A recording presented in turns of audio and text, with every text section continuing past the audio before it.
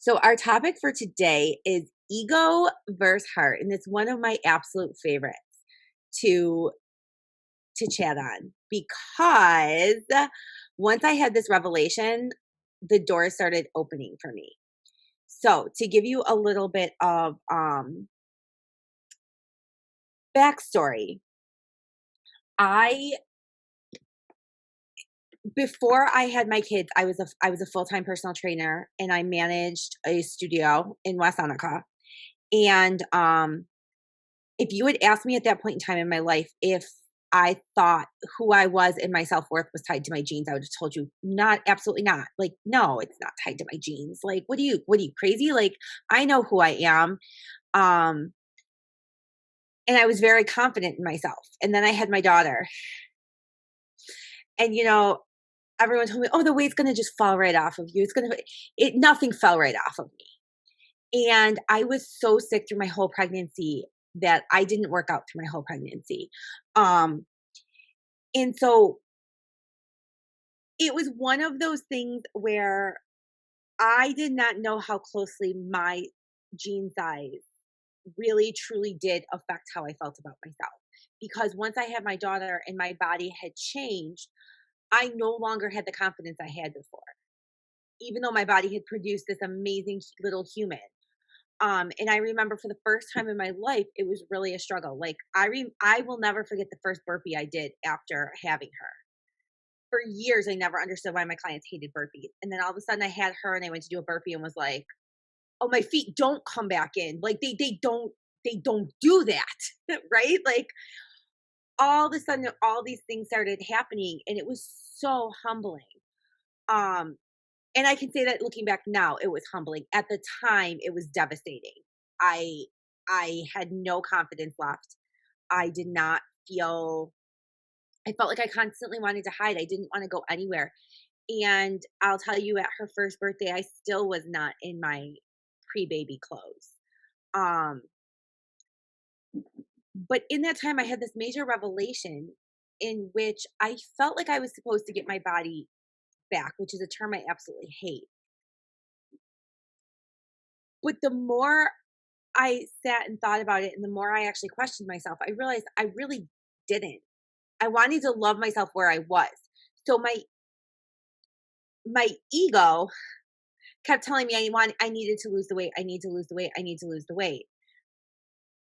But my heart kept telling me I had different priorities now. My life was not what it was before I had this baby. I no longer I no longer had hours to give in the gym. I was no longer sleeping 8 hours a day. Or a night. I didn't sleep through the day. I slept through the night. Um, I was no longer doing any of that. All of a sudden, all I was doing was like she went down, and if I could get her to sleep for 15 minutes, I didn't know whether I should wash the dishes, drink a cup of coffee, close my eyes, or do a couple squats. Like I didn't know what to do. So once I started realizing that my ego and my heart weren't aligning, I started finding inner peace because your ego is the thing that's constantly telling you what you want. And when you're not reaching your goals, it's because your heart is telling you something totally different. So if you've tried 100,000 times to lose weight and it's not happening, and you can't get off the sugar and you can't get off the carbs and you can't do this, this, and this, there's a disconnect between ego and heart. And I've been there, and it can be very painful. I don't say that to make it sound like it's something that's very easy and simple. It can be a very painful experience. It was for me. Um, but what I realized when I really started searching deep within was that I didn't actually care if I lost the weight. I just wanted to feel at peace. I didn't want to do the things I would need to do to lose the weight. Um, Things that in the past were not a problem for me, but suddenly they were like, "Oh, I you want me to skip these cookies? Oh, you want me to make dinner? Oh, drink water?" Like Nothing is what I wanted to do. So that was really the start of how body love kind of came to fruition way back then before I even realized it. And what we do now through this program is really try to identify where is your ego and where is your heart. Where is your ego? Your ego is the society pressures. It's the idea that everything is going to be better if you just lose 10 pounds, if you just lose this. Your heart is what you really want. That's your true path. That's your true self. And so when we can get them on the same line, it's amazing what can happen. And so that's really just that's always our first topic in body love. So I'm gonna now so go ahead and unmute. Okay. Can you hear me? Yes. Okay. All right. So now we're gonna kind of walk through your ego versus heart. So tell me one of your goals. Tell me one of your struggles. Where do you want to be? I I don't like my weight. I don't like it. But I feel like food is an addiction for me, but like it's a bad food, not like we talked about vegetables. I don't eat vegetables unless they're in bacon grease and salt, butter, whatever. Mm-hmm. Um, but like I feel like I can do good all day. I can diet all day, like eat healthy. I can eat vegetables and drink my water all day.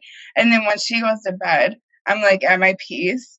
And even though I will tell myself, go to bed, you are tired, go to bed, drink some water, go brush your teeth, go to bed. And I will still go eat that bag of chips or a bowl of cereal or like just keep going, finish dinner that I didn't eat earlier, and then have another serving and then it's like I'm eating to fill something in me. And I'm like, how do I fill that without food? I don't have an addiction to drugs. I have addiction to food and sitting on my ass. Because your ego and your heart are aligned. So you're right. You're eating to fill something. Mm-hmm. And it's not to fuel your body, which you know. Right. No, it's to like fill something else. Okay. So now you said you really want to lose weight. You hate I where hate you the way I look. I hate the way I fit in my clothes. Yeah. I'm just okay. like, I'm not happy where I'm at right now. I can be happy with some extra weight, but not where I'm at right now. Okay. Fair enough. So what is your number one way to To feel more confidence, feel better in my clothes, especially naked, but in my clothes, first of all. okay. No. Hey, Why is that important? I don't know. I want to feel better. I want to be happy. I want to be proud of myself, and I want my daughter to be proud of me and not be like, oh, this is my mom sitting eating food on the couch. I want her to be active with me and live life. Okay. I want her to be happy because I'm not really happy with myself. I don't have a lot of confidence. And I want her to see a different mom. Okay. What Is that really answering your question? what do you define happiness as? I don't know. Maybe like I need more of like a complete kind of feeling. Okay. I feel like if I go out and meet people, I feel like the first thing they notice about me is like, oh, she's like really overweight. Even though that's me telling myself that, I feel like when people look at me, they're like, oh, she eats a lot. Or like doesn't know how to put the cookies down. The lies we tell ourselves are the worst lies we hear. It is. And that's what I tell myself all the time. So you're equating losing weight Okay, so this is perfect because what you're saying right now is these are the lies you're telling yourself. These are the assumptions that Yeah, you are assuming other people are making when they see you. right. So as you're assuming that, are you assuming then that they don't wanna be your friend, or they're not gonna wanna get to know you better because of this? I feel like I can't be my true self because I don't really feel like I'm the person on the outside as I am on the inside. I think I need a therapist. Alright, this is good stuff. So, let's say, poof, you dropped. I'm making up numbers because I don't know how much you wish to lose or anything like that, and I don't wanna go there right now, but you lose 50 pounds. Mhm. What changes when you meet people?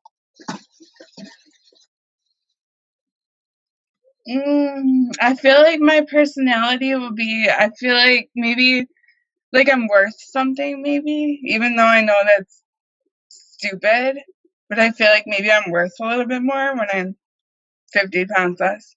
Are you I don't look like a slob. I don't feel like a slob maybe as much. I mean, I'm still gonna have like the mental. I feel like, I don't know. no right or wrong answers here, so don't feel like there's no right or wrong answers. See, I Um, was overweight. I got overweight. I was real depressed in my 20s, drinking a lot, eating a lot. I gained a lot of weight, and then I lost about 50 pounds. But I still like saw myself in the mirror. I still saw myself as the same person that was over 200 pounds. My clothes, I didn't feel like were getting even smaller. Even though I was going to the store buying smaller sizes, I didn't realize that's what I was doing. well, And that's when why I'd get on, so poof, you lose yeah. pounds. What does that change? Why are you and you said, "I'm worth more." Why are you hmm more 50 pounds lighter? I don't know.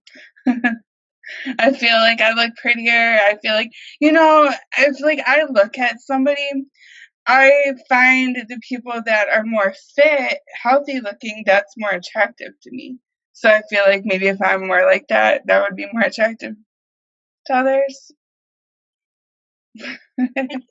And possibly, but that's also what you've been taught by society. Yeah, I just don't know how to see past that, I guess. So, Because there's women that are like, they're heavier than me and they look beautiful in their clothes. They wear it. And I just like I feel too much like I'm too much. But you know what it is what too is I feel it in my ankles, I feel it in my knees. I feel like it's harder to get up, which I know comes with age, but I feel like that's my weight too. and that okay, so that's a perfect segue that the fact that wanting to lose weight is not bad. Mhm. Loving who you are right now is not bad, and the two can happen simultaneously, which is something that we don't focus on in society. We don't you either like we focus on the fact that you're either working to lose weight or the fact that you're I'm trying to think of what the word is where like you're promoting being fat, right? Like we've all I can't remember what the term is, but I've heard it a million times as far as Instagram and all of these things. And like, no, the two are not you can be working to change yourself, but also working to love yourself as you are right now because you're not broken. Mhm. You're not you're not broken. So would it be easier to get up and down? And would you move easier if you lost weight? Yeah. Yeah. Mhm. But does that mean because you have a tougher time getting up and down that you're worth less love? No. Right. Because who you are as a person is what determines whether or not you're worthy of love, Right. right? And who you Right. are as a person is not defined by what you see in the mirror. Mhm. Who you are as a person is what kind of mom you are, what kind of friend you are, what kind of sister, what kind of daughter. Are you the person people can call and you count on and show up? or are you constantly flaking out in non-dependable, independable, undependable? That's the word. Um, I know what you meant. is those those are the things that determine whether or not you're worthy of love, right? Right. Right. Which I feel like in a way, like I feel like I have that all inside of me, but like I need it to come out the outside. So so you have a barrier up because you feel Mhm. like your body is this barrier and you can't let people actually get to know you. Right. Your barrier is worthy of being known. Mhm. Yeah. I guess that's it. So, okay, so let's get back to ego versus heart. So you said, I'm eating to fill a void, and I know that. I can eat Mhm. good all day, and then she goes to bed, and I go haywire. Mhm. When it comes down to actually being willing to do the work to lose the weight, what are your feelings? It's hard, so I run away. I mean, do you well, okay, 2 things come to mind right now. Mhm. You mentioned the bag of chips. Do you want to give up chips? I mean, no, but I have a problem with just eating like a couple. I always just kind of jealous of the people that can eat a couple chips and then put it away. I have to eat until I'm full. Like me and talked about it. You open a box of Oreos, she'll just eat one or two. I'll eat a whole sleeve. And like because I'll eat one or two, like if I don't eat any at all, I'm Mhm. okay. If I eat one, I have to eat more. I have to. But I know better because I would tell myself in the head, why are you doing this? But I don't do better. Sometimes, But you don't do. yeah. I have so many things to say on this topic that like I'm 3 days. wondering if you knew you were opening up such a topic. Yeah, I have so many things. I have so many thoughts to say on that because one is about triggers and buffers, and one is about the fact that I have this feeling, and correct me if I'm wrong, that in the past, every time you've tried to lose weight, you have done a. Well, let me turn my bringer off. You've done like an all or nothing. Yeah, pretty much. You've totally cut out the sugar, and that's how you've lost the weight, right? Or you've totally cut Yeah. the things you love Because I don't know how to have boundaries from it. because you have to learn. Hmm. It doesn't just happen naturally. You have made a connection in your brain that opening the box of Oreos means that the Oreos have to be gone today. Yeah. Like, right? Like Hmm. your brain associates it with a single serving size, essentially. But the reality is, we can rewire and reteach your brain That's what I need to learn. moderation is and what balance is. Hmm. So Yeah. here's the biggest reason, and this is what I would say where part of your struggle is. Your ego is telling you it's all or nothing. It has to be perfect. Your heart Hmm. is telling you, I don't want to give up those things. Hmm. And the two can't align. If you had a plan that worked those pieces into your day, your ego wouldn't be so hell bent that you have to like do it in secret. Like you have to eat the Oreos in secret or eat the chips in secret after you go to bed, right? Like Hmm. it would just be part of your day. And then you wouldn't be feeling like a failure because there was nothing to fail at. Hmm. The biggest That's thing. the confidence thing. Is I feel like a failure. And I feel like I wear that because it's my weight. So I just like wear So it. funny. I was gonna say to you, you had mentioned a few minutes ago, there are women bigger than you who wear clothes and look gorgeous. Mhm. What if it's not your weight? What if you need a lesson in styling, in picking out the clothes that fit your body better? I need that too. Like, what if it's not the weight, but simply the clothes that you're wearing, which can make a huge difference? Right. Because all my clothes are from before I had, so, like, they're clothes that don't fit. My shirts, if I have Oh big my god. T-shirts, like, they just don't fit. I've bought a couple pieces here and there, but So you're wearing clothes that don't fit, for the most part, I guess. I don't know how to dress myself at this size. and you're blaming it all on the okay, but now we're actually getting somewhere because do you see what's happening?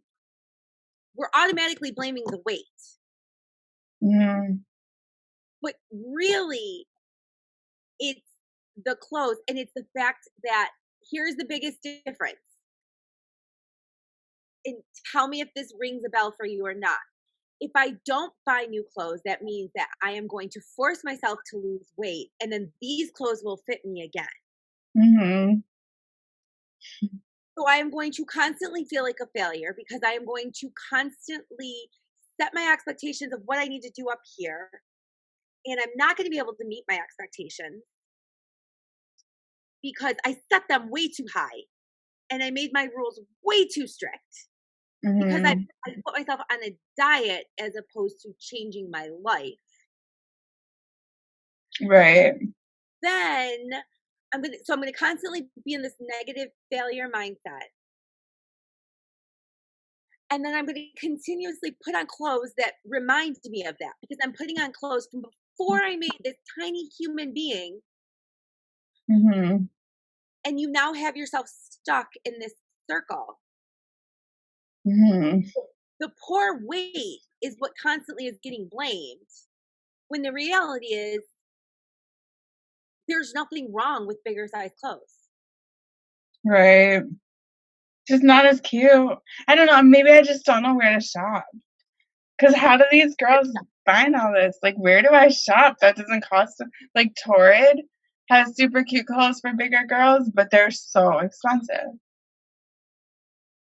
I think what you need is one or two key staple pieces, as in like a good pair of jeans, Mhm. a good pair of like pants, like black, whether they're black yoga pants or leggings or whatever, but like, and then one or two like staple, like black tops or sweaters or whatever it is that easily can go between. You don't need a million pieces, Right. but you need a couple things that you can go to dinner. Well, I mean, when the world opens again, you can go to Mhm. dinner. That's the problem is I don't go anywhere anymore either. So it's like no makeup, hair thrown up, pajamas or sweatpants every day, all day. So then I'm just getting bigger and not and everything still fits because it's comfy and big. But then I try to put on normal clothes and I'm like, what happened? Or my fat clothes are tight now. I But might need more therapy than you can give me. I have a feeling that the void you're looking to fill is self-love Yeah. and confidence, and Mhm. it's all in its own little bubble, right? Like, Mhm. you don't feel worthy Yeah. as you are right now. You're gonna make me cry. You. And so your heart and your ego are they're crashing, they're not running parallel, Mhm. but we can get them running parallel if we stop focusing on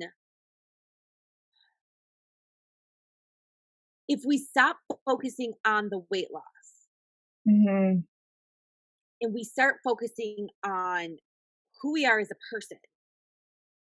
Because the weight loss can come, but here, and you've said this before, and this is what you said a couple minutes ago or something along these lines. when I lost the weight before, my mind still didn't catch up. Mhm.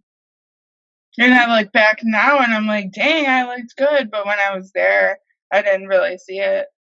But that's how we know it's not has nothing to do with the weight. The weight's a Mhm. byproduct. Right. We treat it like it has all these emotions, but it's just there. Mhm. But if we don't figure out what that void is and work to close that hole, whether or not you lose the weight isn't what's gonna make you happy. Right. I Right. I'm willing to bet that in a million different ways. Yeah. No, you're right. That That's losing what I've done in relationships too. It's because they say they love me, so I felt like I was loved, but Mhm. it's all in self love. That's why I was attracted to this body love thing because I'm like, I don't know how to love myself. Yeah. Don't cry. Don't cry. Don't make me cry. It's all good. Because once you can accept what it is that your goal really is, then you can actually work on it. Right. Where do I even start? That's what I figure the weight loss is where I start, but I don't really know. I have all these like self help books and stuff.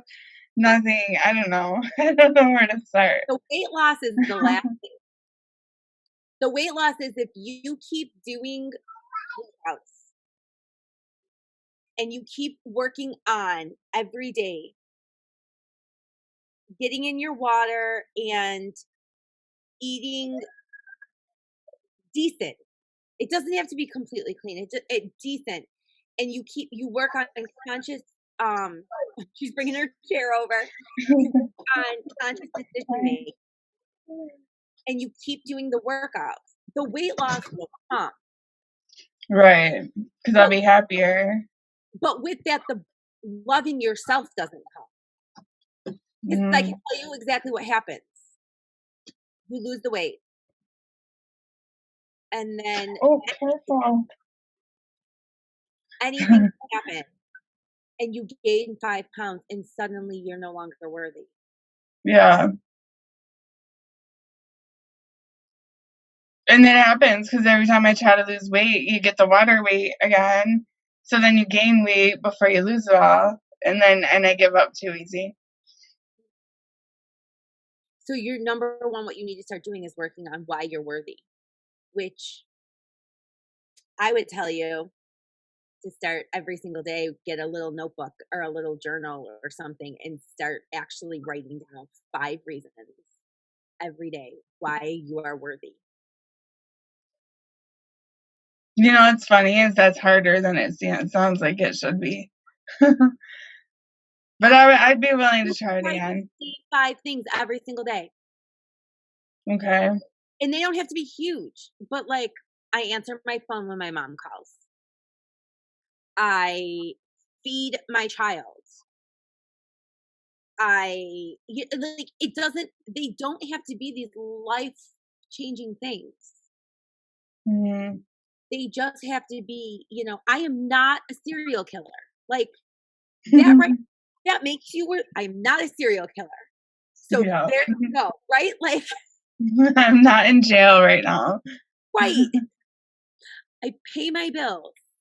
Mm, And when you first start, it's going to start with a lot of like outside things. And then slowly you'll get to be more like, okay, I'm a good person. Okay, I listen when my friends talk. Okay, I show up when that's needed. And if you're having trouble thinking about why you're worthy, think about 3 or 4 people in your life who you really admire.